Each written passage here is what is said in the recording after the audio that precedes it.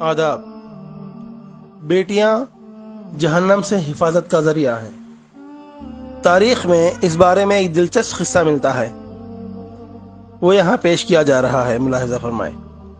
یہ ایک شخص کے ہاں صرف بیٹیاں تھیں۔ ہر مرتبہ اس کی امید ہوتی کہ اب تو بیٹا پیدا ہوگا، مگر ہر بار بیٹی ہی پیدا ہوتی۔ اس طرح اس کے ہاں ایک کے بعد دیگرے 6 بیٹیاں ہو گئیں۔ اس کی بیوی کے ہاں پھر ولادت متوقع تھی۔ وہ ڈر رہا تھا کہ کہیں پھر لڑکی پیدا نہ ہو جائے۔ شیطان نے اس کو بہکایا، چنانچہ اس نے ارادہ کر لیا کہ اب بھی لڑکی پیدا ہوئی تو اپنی بیوی کو طلاق دے دے گا۔ اس کی کچ فہمی پر غور کریں، بھلا اس میں بیوی کا کیا قصور؟ رات کو سویا تو اس نے عجیب و غریب خواب دیکھا۔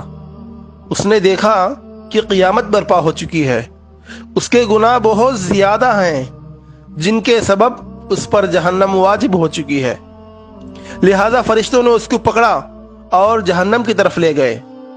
پہلے دروازے پر گئے تو دیکھا کہ اس کی ایک بیٹی وہاں کھڑی تھی جس نے اسے جہنم میں جانے سے روک دیا۔ فرشتے اسے لے کر دوسرے دروازے پر چلے گئے، وہاں اس کی دوسری بیٹی کھڑی تھی، وہ اس کے لیے آڑ بن گئی۔ اب وہ تیسرے دروازے پر اسے لے گئے، وہاں تیسری لڑکی کھڑی تھی جو رکاوٹ بن گئی۔ اس طرح فرشتے جس دروازے پر اس کو لے کر جاتے، وہاں اس کی ایک بیٹی کھڑی ہوتی جو اس کا دفاع کرتی اور جہنم میں جانے سے روک دیتی۔ غرض ہے کہ فرشتے اسے جہنم کے 6 دروازوں پر لے گئے، مگر ہر دروازے پر اس کی کوئی نہ کوئی بیٹی رکاوٹ بنتی چلی گئی۔ اب 7واں دروازہ باقی تھا۔ فرشتے اس کو لے کر اس دروازے کی طرف چل دیے۔ اس پر گھبراہٹ طاری ہوئی کہ اس دروازے پر میرے لیے رکاوٹ کون بنے گا؟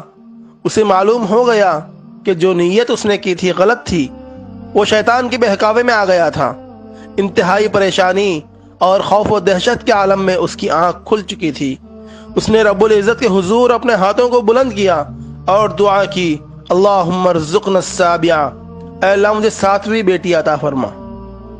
اس لیے جن لوگوں کا قضا و قدر پر ایمان ہے، انہی لڑکیوں کے پیدائش پر رنجیدہ خاطر ہونے کے بجائے خوش ہونا چاہیے۔ ایمان کی کمزوری کے سبب جن بدعقیدہ لوگوں کا یہ تصور بن چکا ہے کہ لڑکیوں کی پیدائش کا سبب ان کی بیویاں ہیں، یہ سراسر غلط ہے۔ اس میں بیویوں کا یا خود ان کا کوئی عمل دخل نہیں ہے، بلکہ میاں بیوی تو صرف ایک ذریعہ ہیں۔